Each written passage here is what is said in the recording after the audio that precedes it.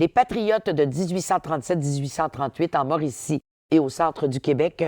Voilà le livre que nous présente Jean-François Veilleux, détenteur d'une maîtrise en philosophie et doctorant en études québécoises ici à l'UQTR. Bonjour Jean-François. Bonjour. Quel beau livre. D'abord, un livre, c'est aussi un objet.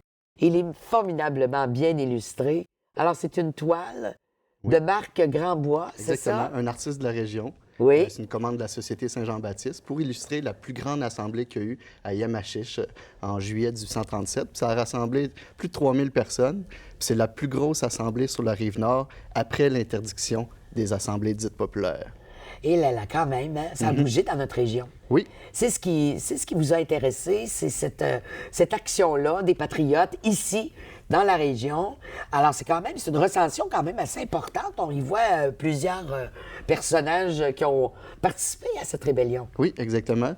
J'ai mis 4 ans de recherche pour faire cette synthèse-là.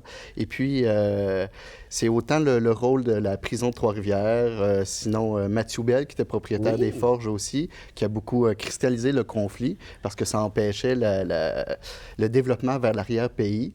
Et puis, il y a eu plusieurs assemblées, mais il n'y a pas eu de violence dans la région, parce qu'il y avait quand même des milices qui contrôlaient les Patriotes. Mais il y a plusieurs trifluviens qui vont aller se battre dans les conflits dans la région de Montréal. Il y en a d'autres qui vont avoir une influence ici. Ça va bouger beaucoup. Il va y avoir des prisonniers. Il y a eu des prisonniers. Ici, à la prison de Trois-Rivières? Exactement. Ah oui? La prison a été ouverte au début des années 1820, donc était déjà ouverte.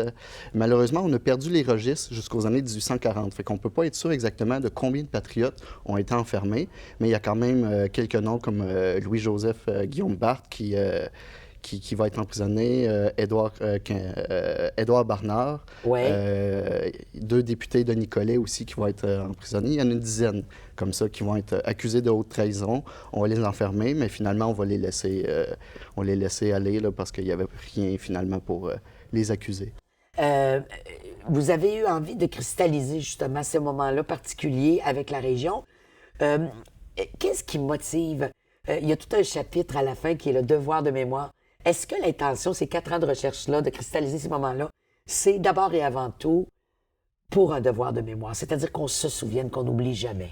Exactement. C'est vraiment pour répondre à notre devise « Je me souviens ». Mais justement, qui n'est pas juste une claque de voiture. De quoi se souvient-on?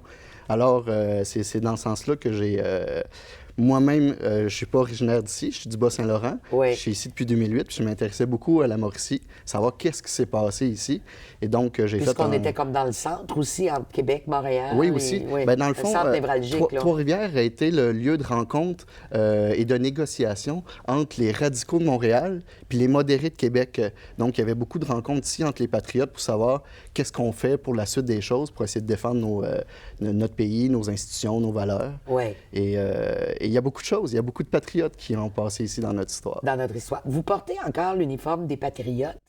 C'est quelque chose pour vous? C'est représentatif? C'est important de porter le costume des patriotes?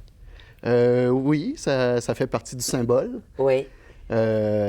Surtout que même si ça fait 175 ans que ça s'est passé, il y a tellement de projets qui nous touchent encore, que je pense à la laïcité, la justice sociale, des institutions représentatives de la volonté générale, la souveraineté populaire, l'achat local.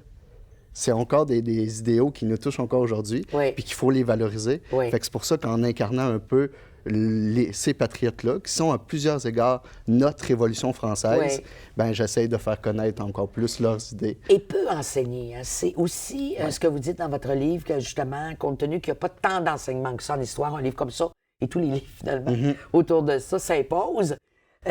Parce que finalement, on n'enseigne pas nécessairement la rébellion des patriotes. C'est un autre une problème. grande revendication, un grand cri à la liberté. Tout à fait, tout à fait. Même, c'était plus qu'une révolte, c'était vraiment une révolution. On a déclaré l'indépendance, on a fait un gouvernement provisoire, on a créé la Banque du peuple. Vraiment, on était en train de s'instaurer une république libre du Bas-Canada. Et puis, malheureusement, ça a été écrasé et c'est disparu de nos livres d'histoire pour plusieurs raisons. Parmi lesquelles on retrouve quelles raisons? Le pouvoir de l'Église jusqu'aux années 1960 qui dominait l'éducation et qui a condamné la révolte des patriotes. Ça, c'est une des raisons. Le fait aussi que ce soit le Canada anglais qui a fait l'histoire nationale. Ouais.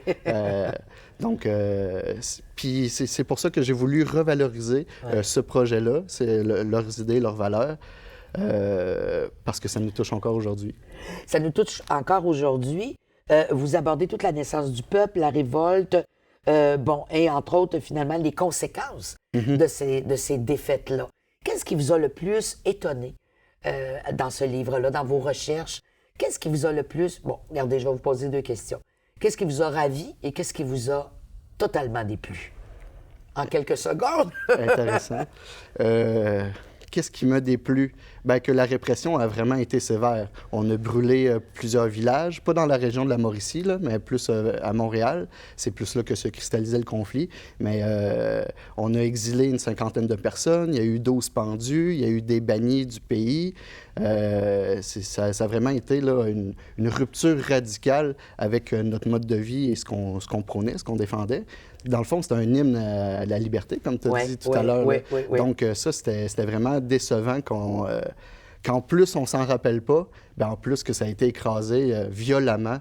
Alors ça, c'est quelque chose qui vous a beaucoup déçu. Oui. Ça, c'est l'aspect de vos recherches qui vous a un peu plus...